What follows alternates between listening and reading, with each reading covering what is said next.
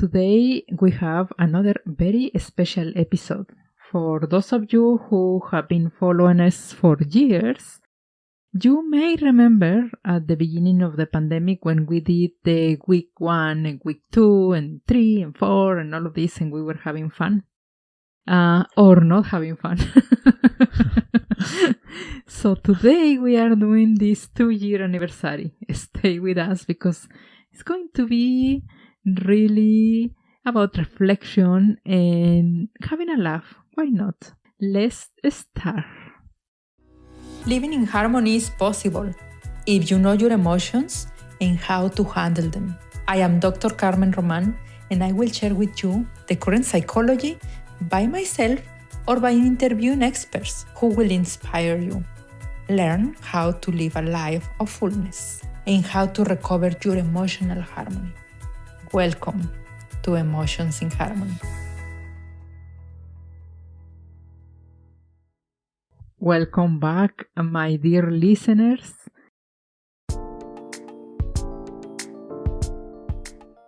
I love personal style.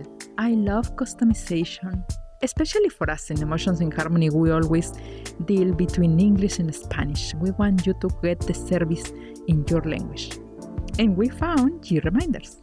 G-Reminders will help you to customize the reminders you send to your clients. You can automatize everything. Oh, I love it. So if you want to learn more about G-Reminders, please go to greminders.com/harmony. Don't miss it out. Wow, it has been 2 years since exactly today. Actually, we are recording on March 16 and you may listen, who knows, in a couple of days from now. But exactly today it's 2 years ago that the world just went inside. We were called to be inside and we were called to be isolated, and we were in a really roller coaster of emotions. And of course, I still have my husband. We made it. We made it. I got a joke now that after 2 years, after a couple of weeks actually, I was telling Vince, thank God I like you because I see you everywhere in my house. I hope you still do. I still like you. So if you went and listened before all these weeks, week 1, we shared how it was the weirdness of the week 1. Yeah. Mm-hmm. We shared the weirdness of the week 4 and with all the way to week 15 and 16 until we got tired of sharing. Yeah, it wasn't one more week. Yeah, it was just too hard. And back then, I remember the story of the chilaquiles. Remember the story? Oh, that was somewhere after that. That was after like 4 months or 5 or something. Even after that. Mm-hmm. Before the vaccine. Mm-hmm. That we went so brave and we were to have chilaquiles in one of our favorite restaurants. And the waitress was pregnant and we were even more scared for her than for us. Oh man. Yes. And we did for you the episode of choosing a smart light for your children and family members because to avoid depression. Oh, yeah. That was a good one. Yeah. We did, I think, the episode, the week 15. If you haven't heard any of that, go back and listen to week 15 because that was the very favorite of everybody. Actually, of many episodes. That was one of the very favorites. And yes, you're right. I don't know what we talked about back before. I don't remember. But the number said so. But the number said so. The numbers actually is in between the top 5 episodes being listened to. And I truly don't remember. So how has been for you, Vince, these 2 years? I know you and I know how has been, but what you can tell our listeners? Better than I thought. Yeah? Yeah. Well, I was already working at home part-time, so that was easy. Mm-hmm. And like you said, I still like my wife, so that was good. We made it. But I think somewhere in there we realized that it was going to be a while. Really? It wasn't going to be a few weeks. That's true. Kind of adjusted our heads around it, and we adjusted the house too, actually. That's another thing. We adjusted the house, really a lot of adjustments. Yeah. And probably if you are listening to, you did a lot of adjustment to your house. We literally, the guest bedroom became my office. Mm-hmm. And the family room. And the family room became another office. And the living room, partial office. And also it became part gym. Yeah. Mm-hmm. We have a gym and the office. And podcast studio. Everywhere. And video studio. Yeah, but mainly the guest room became totally podcast and video studio. Mm-hmm. Yeah. Also, at some point, like a couple months ago, we decided to be very, very intentional about the changes. Mm-hmm. And we did official changes, after that. Yeah, home office type stuff. Mm-hmm. Changing the desk and changing like everything. Because at the beginning, it was whatever desk we could get. It was not even, people were buying like crazy. Mm-hmm. A small desk, yeah. And I was one of them. Yeah, I kept my old one for almost 2 years. For almost 2 years. We recently changed to more ergonomic, let's say, yeah. Mm-hmm. I love my new keyboard and monitor and everything. And we wanted to make very intentional because it's also psychological. It's physical. If you have ergonomic all over your house, it helps because we sit so many hours, yeah. But it's also mental health. Right. I guess it's a way of taking care of yourself. Yes. And also, really, like, the new desk in the living room now points to the garden so I can see the flowers. Mm-hmm. Yeah. What were the darkest moment for you in these last couple of years? I think just reading the news was the darkest. Yeah. Yeah, just seeing the numbers keep climbing and people not masking up or getting vaccinated or distancing or anything. Yeah. And the evidence was there. A lot of people are still resistant. That's just hard to see. We learn to stay with the differences of opinion, yeah? Mm-hmm. Like, I cannot believe I believe in that, and I cannot believe you don't believe in that. Yeah, so as humanity, we learn to just stay. I don't know if we learn, but we definitely show our true colors. Mm-hmm. Some of them weren't good colors, but yes, we are humanity, and we will be until the end of the world. And I think the darkest moment for me was when we had the pandemic and we were able to go for a walk. We have been able to go for a walk every day. But then we have the fires. Yeah, in California. Yeah. And we were like almost a week or more without being able to go for a walk. More, yeah. More than that? Yeah. I was feeling crazy. Yeah. Yeah. It was, especially in the Bay Area, it was just everyone was just double crazy. I remember one day when even looking at the window was gray, literally like dark during the day. Yeah. It was hard, and knowing that our neighbors, near town neighbors, were burning their homes besides the pandemic, and like, where do you move? Yeah, like, how do you move and impose yourself in another family? It was really sad to see how others were suffering around. Yeah, a lot of people had to evacuate areas around here too. And also, we needed to move quickly, remember, because we allow some other family to use our home. Right. And we need to move quickly to another apartment with cats and everything. And that was another trip. Well, while it was smoky and COVID-y. While it was smoky, that's true. Yeah. So because that family was evacuated from their home, and our home made more sense for them. Yeah. And we have a smaller family, so we moved to another That was another very challenging moment for Mono, our cat. Yeah. They were not happy the entire time. Yes. And we lost Della in the middle of the pandemic. If you have been listening to our episodes, we discovered that she had a heart failure. And we kept her alive for a year and a half. And they said it'd be half a year to a year max. And we make it work a little bit until she was suffering a lot. Yeah. So we need to put her to sleep. And if you don't know Della, just check on our videos. She was almost in every video. She was one of the co-stars. She's one of the co-stars. She always showed up in the videos, and Mono never, so you only see Della. It has been amazing to be with the community of the Emotions in Harmony. It was amazing how in 2020 people actually came to help, to volunteer. Oh, that's right. We have a bunch of volunteers in 2020. It was so beautiful to see. See, humanity has a very positive side.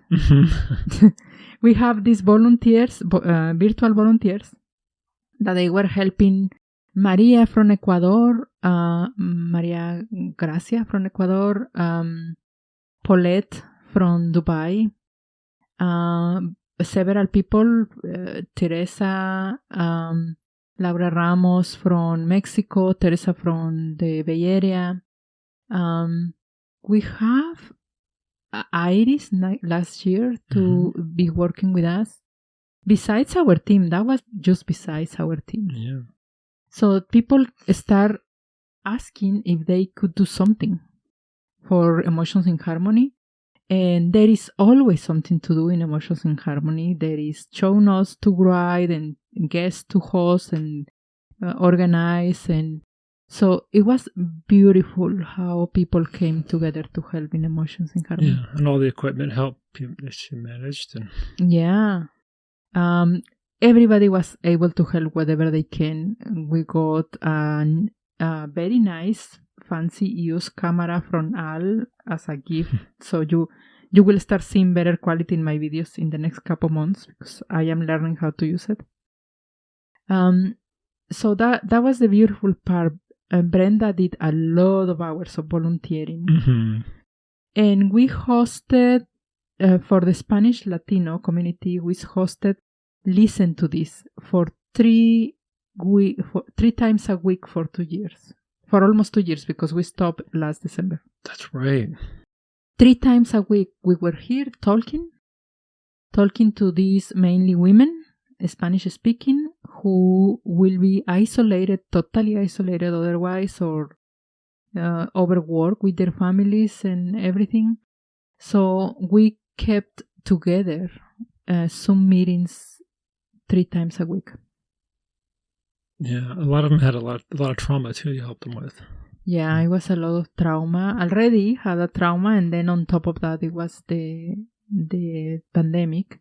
So we learned together because we needed to teach them and learn ourselves the guidelines, what to make sense, what is the virus and the prevention and all of this that was happening, and how to make sense of information that we were receiving. So we stopped in December because definitely to prevent exhaustion on my part and lack of funding. Yeah, and you helped a lot. Yeah. For a year, I didn't visit my office. That's right. For more than a year, yeah. I didn't visit the office. So every client was put into Zoom or similar system. And we do all the therapy, including couples and families. That's right. Couples and families were put into Zoom therapy, into virtual therapy. And everybody cooperated really well. Now we are doing person and virtual. Yeah, some, right? Some decided just they love virtual and they stay in virtual, and that's I love virtual. Yeah. Yeah, I absolutely love virtual. And we're still not out of the woods yet, so no. Still good to be very cautious. Still very, very cautious. We learn to see our family members and friends through Zoom. All of us, the rest of the world too, all of us learn, to celebrate birthdays and do any kind of celebration through Zoom and to put these backgrounds and to do all kind of video engaging. Mm-hmm. Yeah, a lot of people have some strange Christmases and Thanksgivings for a while. Yes, we hosted Christmas through Zoom. And last year we host Christmas in a very, very small group and very careful. Yeah. I know many of you lost family members. I'm sorry for that. It has been really tough. I know many of you lost some financial situation or your business. Yeah. Mm-hmm. So, or your job. Yeah, a lot of people. A lot of people. We have been reinventing ourselves in these 2 years. Most of us, everybody in the world, we have been reinventing.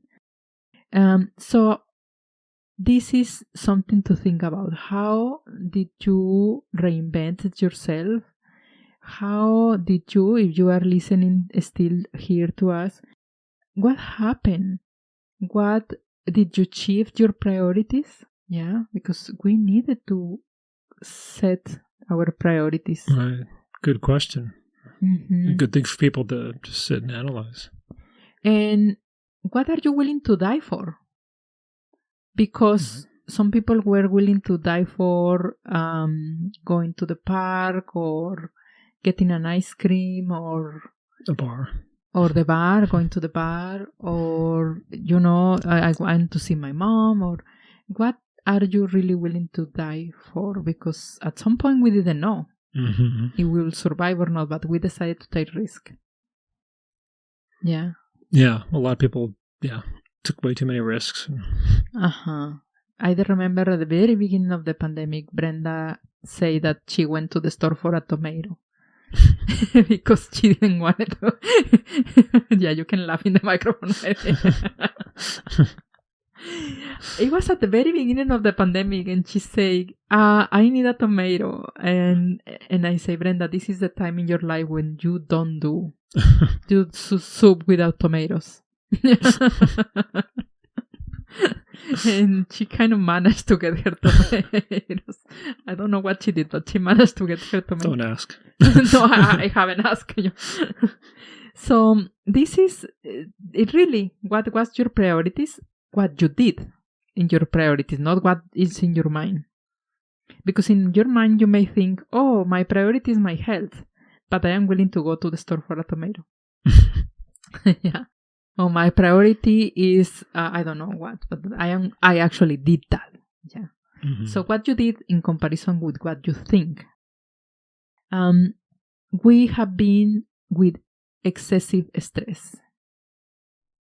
Yeah. Right. We have been at the edge of getting something that actually is dangerous for us. So that it's in itself is living with stress. And on top of that, all of the situations that we just mentioned. So careful, because we are sensitive. We can easily get irritated, as we have seen in the roads in California. We can easily get into a fight with our partners, as we have seen in the increase of need for couples therapy. Yeah. Right. We can easily get, when we are irritated, we can easily offend somebody. And we are sensitive ourselves. Yeah? Mm-hmm. We can even offend ourselves easily. So it's important that you take care emotionally of yourself, knowing that we are surviving. We are survivors. Honoring the ones who didn't make it. Oh, wow. I hadn't thought of it that way. Yeah. You haven't thought that we are survivors? Yeah, no, I haven't thought of it that way. Just. Mm-hmm. Yeah. We are surviving something that has been challenging. Yeah. And many people didn't make it. Mm-hmm. Yeah. We're going to hit 1 million Americans lost in the pandemic soon. Mm-hmm. And it's what, 5 or 6 billion in the world. 5 or 6 sorry, million. million? 5 or 6 million? Of the 7 billion in the world, we're going to hit about 6 million dead. Yeah.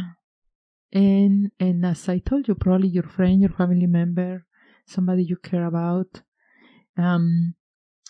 we needed to show up for our friends and family. And you know what? Something, if you think that the world forgot about you, think about if you forgot about others. Mm. Because you may say, oh, since I am isolated, you don't call me, you don't visit me, you don't blah, blah, blah. Think about what you are doing for others, not what you lacked, what you are lacking of. Mm-hmm.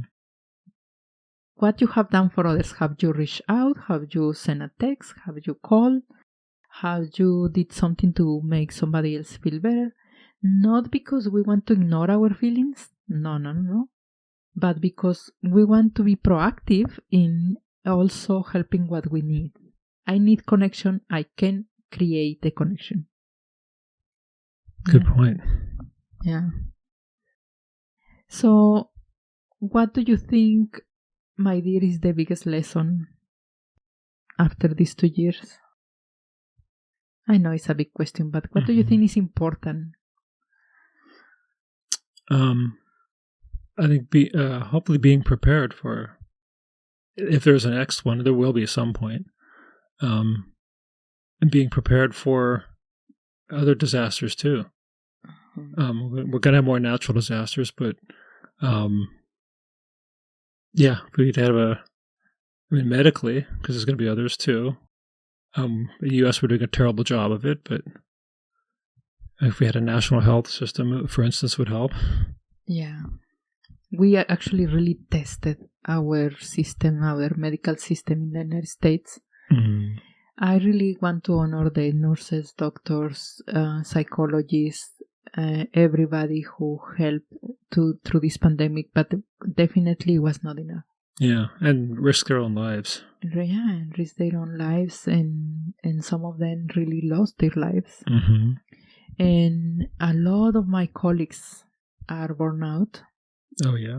And they are difficult to work right now. A lot of psychologists. And because he was trying to help at the beginning, yeah.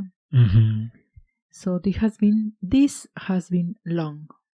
It's a long journey. Yeah, and still, again, not over yet. Mm-hmm. And we learn to have fun with smaller things, with more simple things. Yeah. You can have many toys for my cat in a box, just a simple box, and a string will do it.